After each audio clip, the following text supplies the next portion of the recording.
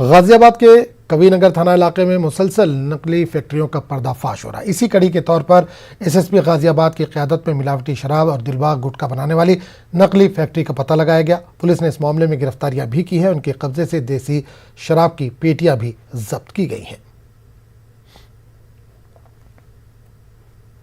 ये थाना कबीरनगर और सीओ सेकंड की क्राइम टीम ने एक गुड वर्क किया है। इसमें एक नकली शराब फैक्ट्री का भांडाफोड़ किया है। इस नकली शराब फैक्ट्री में शराब तो बनती ही थी, साथ ही साथ ये लोग दिलबाग कंपनी के नाम से एक नकली गुटखा भी तैयार करते थे। इस शराब फैक्ट्री में पकड़े गए 5 अभियुक्त हैं, जिनका पूर्व में भी अच्छा खासा आपराधिक इतिहास रहा है। केमिकल्स हैं शराब को लेकर के, जो खाली शराब पैक करने के जो बॉटल्स होती हैं वो मिली हैं, और शराब के नकली होलोग्राम, ये सब सारी चीज़ें पुलिस टीम ने बरामद करी हैं।